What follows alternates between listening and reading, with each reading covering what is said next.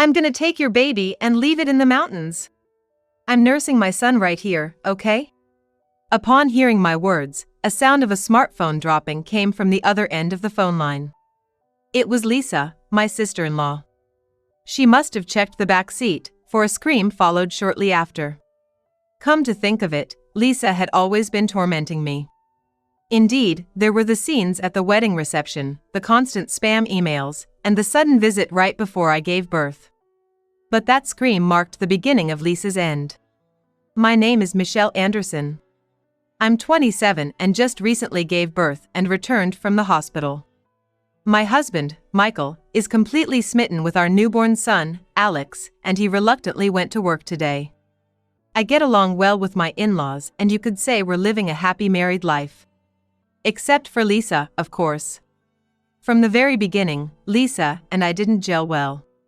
Michael and I were classmates in middle school.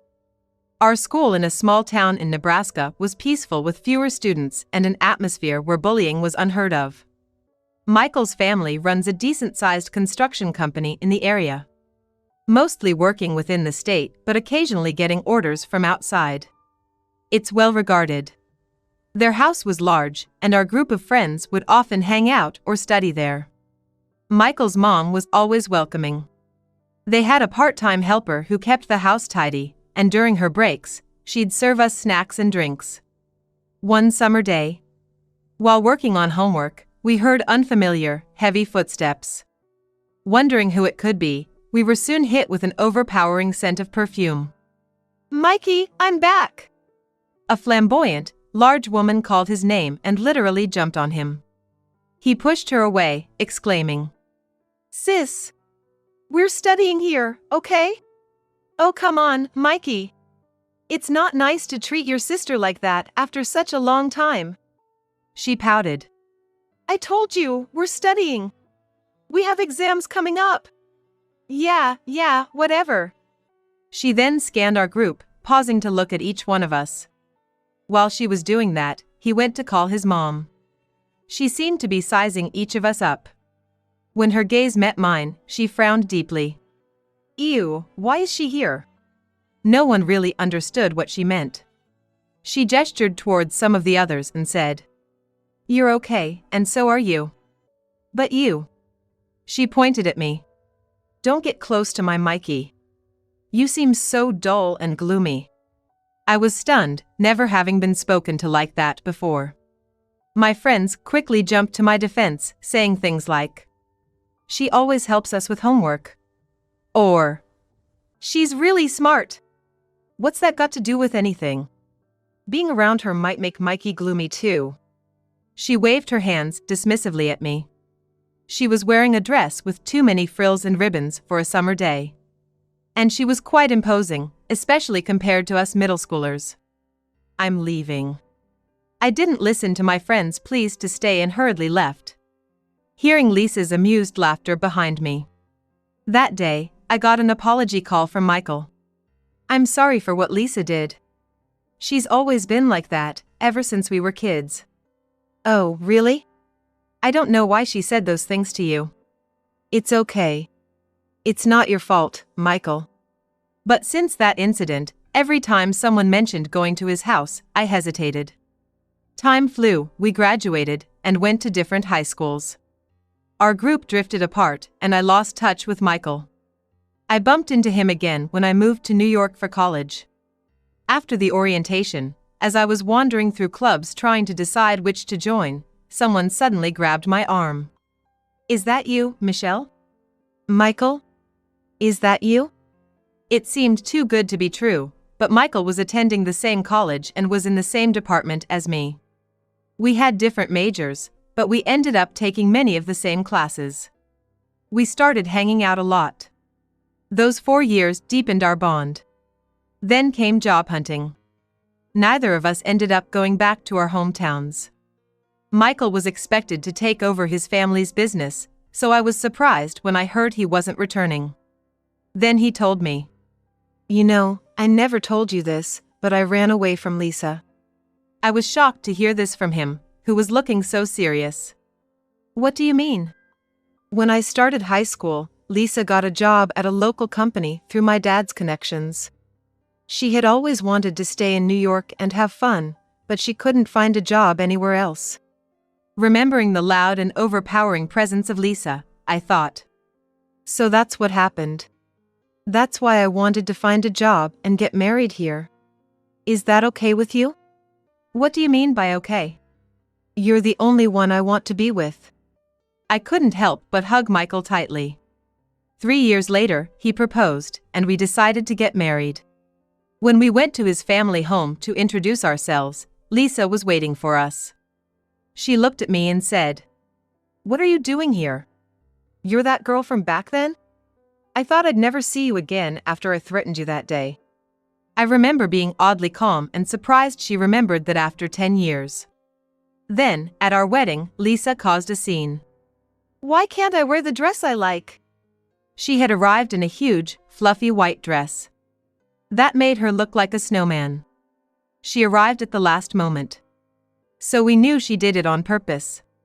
There was no time to change her outfit, and she wouldn't have fit into a backup dress anyway. She had always been on the larger side, and she seemed even bigger now. Then, at the reception, she really made a scene. After drinking way too much, she stumbled up during Michael's boss's speech, saying, "You don't have to hide that thin hair of yours," and laughingly took off his wig. I'll never forget the look on Michael's face. Everyone knows not to mention things like that, especially in public.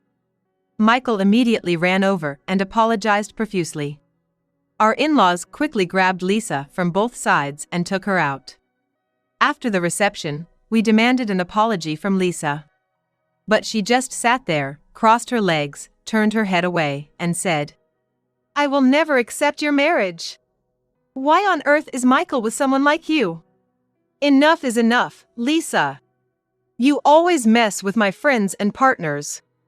Do you know why I left our hometown? It was because of you. Mikey." Lisa turned to look at Michael for the first time. "Ew, why the scary look? Oh right, it must be because of her. Of course. Ew, she's just the type to sit in the corner of the classroom and quietly read books. She must have been talking behind my back to Mikey. I'm sure of it. It was my decision not to introduce you to Michelle for so long. Everything falls apart when you're around. The reason I didn't make the varsity baseball team in high school was my own lack of skill. Yet you still went to confront the coach, and after that, I couldn't stay in the team. You remember that, don't you? But that's not true. It's awful that the coach doesn't recognize Mikey's talents. You are meant to shine. I've always supported you that way." My father-in-law sighed as he looked at Lisa, who was shouting hysterically. However, after a while, he got up, grabbed her hand, and said, "Lisa, get ready quickly. We're giving up the room you're living in now." "What are you talking about?" "Just now, there was a call from your company. That person has been an important contact of yours, having been associated with your company's deputy director for a long time." "What?" Lisa's astonished voice echoed throughout the room. "So, you were rude to him. You know what that means, right?" He was quite angry, but he said he'll continue doing business with the company in exchange for firing you. I let you live on your own because you said you're working, but that's over. We won't let you out of the house so easily. And we're gonna put you to work hard here." My father-in-law's stern voice was a relief to Michelle and Michael. "You too, live your life without any worries. Don't worry about the company. Even if you're going to take over, it's still a long way off." Their parents' words were reassuring. However, that was not the end of it. Every day, my phone received harassing calls and a barrage of emails. When I checked her messages during my break at work, I saw a list of comments like, "Because of you, Mikey doesn't come back to his hometown. Mikey is mine.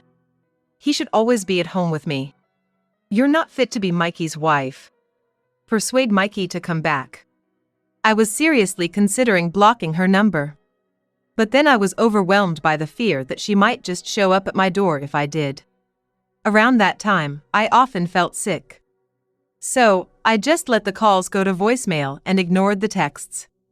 Then, I found out I was pregnant. With the persistent nausea, it made sense. When I informed both my parents and Michael's parents, both families immediately congratulated us. So, where's Lisa? She's out right now. Don't worry, I plan on keeping it from her as long as possible. Over the phone, I could hear the weariness in Michael's mother's voice. Thank you. How is Lisa doing there? Well, she's still not back. Every day after work, she's out somewhere in her car. How's the work at your husband's company? Michael's mother sighed deeply. It's a mess. Lisa doesn't even try to learn the basics of her job, and it seems she can't. I was shocked to hear that. And lately, she keeps saying this, that she was deeply hurt by what was said back then. She became depressed and doesn't want to go to work.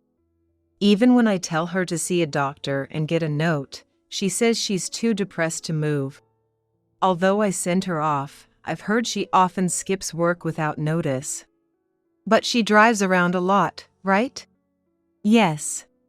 She's unpredictable, but I'll make sure she doesn't come bothering you during your crucial time. Thanks to Michael's mother, I didn't face any surprise visits from Lisa while I was home. However, I continued to receive a barrage of emails from her. When are you gonna divorce? You should leave. You're just holding Mikey back. This child looks just like Mikey's first love, completely different from you. Looks like me, actually. The messages were repetitive and draining. I had another issue too. The morning sickness hit me early and hard. Michael was concerned and suggested I take an early leave from work and return to my parents' house. But isn't my parents' place in the same school district as yours? I fear Lisa might show up any day. Michael pondered over this and then called his father.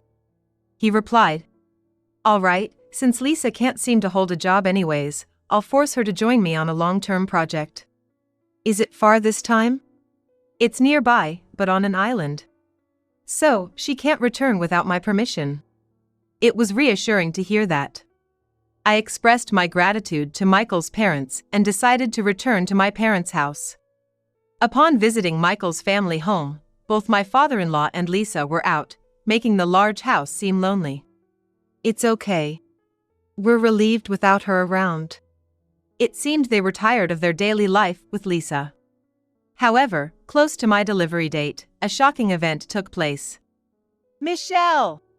Why are you here? Lisa was banging loudly on my parents' door. At that time, my mother had gone out shopping. I checked all the windows to make sure they were locked. Everything was sealed tight. As long as I didn't go out, I'd be fine. But then, there was a loud crashing noise. Through the living room curtains, I could see a figure. It was Lisa. She was holding a metal baseball bat and stomped her way into the house, shoes on. There you are! I knew you were home, Michelle. I grabbed my phone and made my way to the front door. Lisa seemed to have predicted my move as she quickly closed in on me. I knew I was in danger and tried to rush upstairs. But at that moment, I felt a terrible blow to my back. Lisa had struck me right in the middle of my back with the baseball bat she held. Ouch! But I couldn't just stand there. I choked on the impact, feeling a rising sensation from my stomach, almost like nausea. Still clutching my belly, I began to climb the familiar stairs, trying to move as swiftly as I could. Wait up!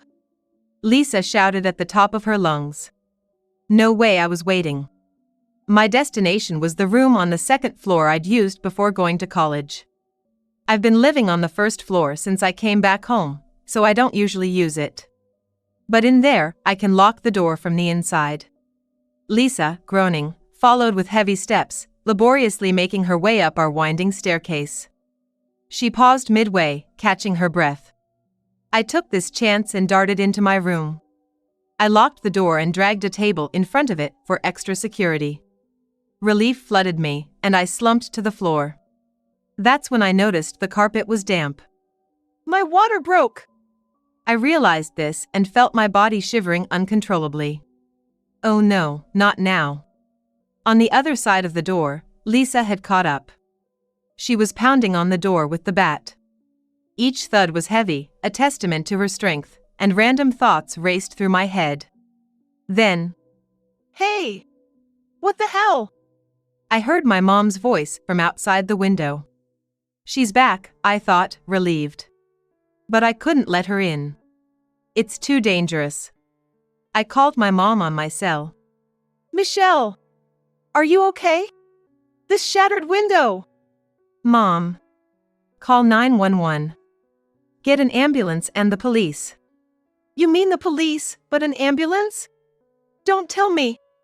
"Yes, that's right, my water broke. But I'm trapped upstairs. Hurry, but don't let Lisa see you. She's got a bat." I managed to say this before I fainted from the stress. When I came to, everything seemed to be over. I felt strange and my head was foggy. "Michelle, thank God you're awake." A familiar voice.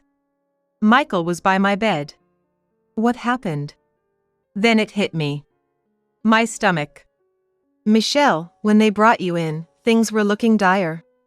They had to perform an emergency C-section." "My baby? Where's my baby?" "He's fine. A healthy baby boy. Thank you. We'll go see him together later." I took a deep breath of relief. And... Ouch! "You can't do that. The doctor said you have a pretty bad fracture." I shivered. Was it when Lisa hit me? Did the bat strike my ribs? Thank God it wasn't the baby. I truly felt that from the bottom of my heart. Michael then apologized. "I'm sorry." "Huh? Why are you apologizing?" "That baseball bat Lisa brought over was in my room." Oh, I remembered. It was the bat Michael had once used for the baseball team he had to quit midway. "I shouldn't have left it where she could find it." "It's not your fault. If she hadn't found your bat, she probably would have taken Dad's golf club." That's when it hit me. What happened to Lisa? "Well, she was caught red-handed breaking the windows of your family home." I thought Lisa was supposed to be on a work trip to the island. "It seems she overheard a phone conversation between my father and me." About my pregnancy? "Yeah. She must have figured out the timing of when she was brought to the island for work and lost her cool." "We'll need to cool things down for a while." I felt relieved after hearing that.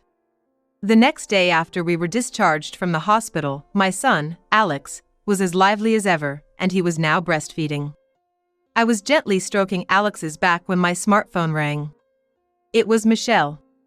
I thought about ignoring it, but the call continued longer than I expected. However, after the 40th ring, I decided to answer, "Hello?" "Finally! Why did you take so long?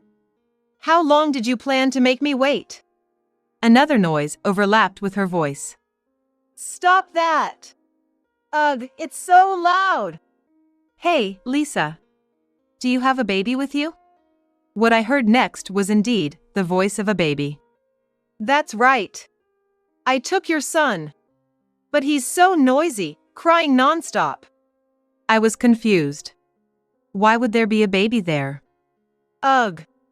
I thought I'd take him home and raise him my way, but he's so loud." I quickly reached for the home phone. "Hello, is this Michael's mom?" "Why, what's up? Is Alex okay?" "Yes, but..." "Isn't that Alex crying?" Lisa was still making a racket in the background. It seems my mother-in-law heard the noise. Whispering, I asked, "Do you know where Lisa is right now?" "Huh? She's been quiet since the police handed her over." "She just called, and it sounds like she has a baby with her." My mother-in-law gasped in shock. There were some noises. Probably her checking if Lisa's car was around. I put the home phone near my smartphone. "You checked the hospital to see if your son was there, didn't ya?" "Tough luck, he's right here with me." "Ugh, so darn loud." "Oh, I got an idea." "Lisa, what have you been saying all this time?" With a pleased look as if she had come up with something, I asked her with a sinking feeling. I'm gonna leave your baby out in the mountains. But Alex is here with me, breastfeeding. What? The next moment, a scream echoed from the other end. My Alex! I gently poked Alex's cheek. He let out a cheerful laugh. Lisa must have heard that. Wait, then whose baby do I have here? What don't you get? Wasn't your son still in the hospital? My son and I have been discharged and are at home. There was a loud thud followed by the sound of a baby crying even louder and Lisa screaming. She must have realized she kidnapped someone else's baby.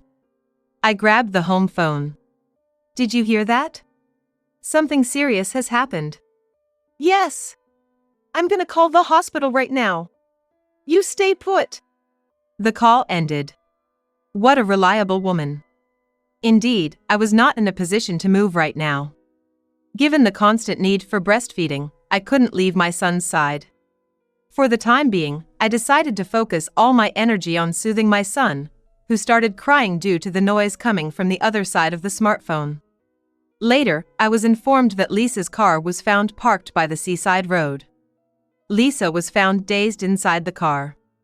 The baby placed in the car seat in the back was safely retrieved. He was mildly dehydrated and was sternly reprimanded by the paramedics. Needless to say, his parents were furious with Lisa. This wasn't just a family squabble like breaking a window. It was a kidnapping involving someone else's child.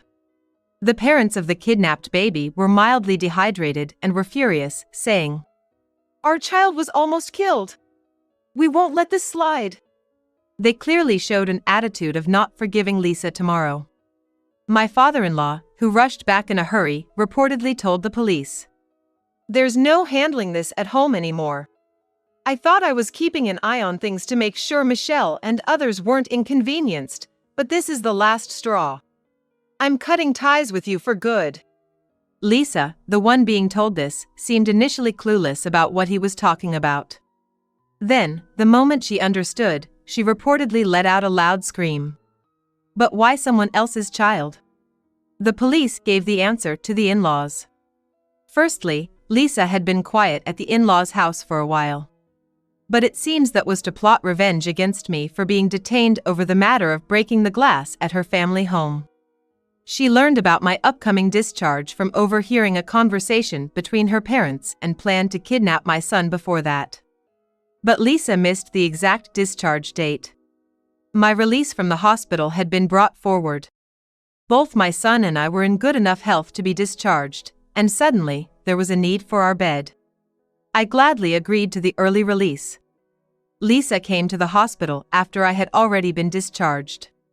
She apparently sneaked into a patient room where another mother and child with the same last name as ours were staying and took the child when she sensed I wasn't there. Apparently, with her large build, wearing a sling carrying a baby, she just looked like any other patient being discharged. The bassinet was one of the items that my mother-in-law had hurriedly bought in preparation for my baby, including a crib and other things. She quickly sneaked into the house and, while looking for her car keys, spotted it and thought it was just perfect to take. The baby's mother, who happened to be in the bathroom, and the hospital were in an uproar. The situation became clear thanks to a call from my mother-in-law, and both the police and ambulances were dispatched. The police also came to our house, checked the call history on my smartphone, and said they were able to pinpoint Lisa's location. So, as a result, Lisa is gonna be in jail for a while. Deservedly so. She's gonna face a criminal trial, and lawyers keep coming, asking for testimonies that would be in her favor, but the in-laws firmly declined and said they won't support or help her in any way. My smartphone finally went silent. We sighed in relief, thinking that peaceful days are finally upon us. At this rate, the day when Michael will return to take over the family home and we all live happily together seems close.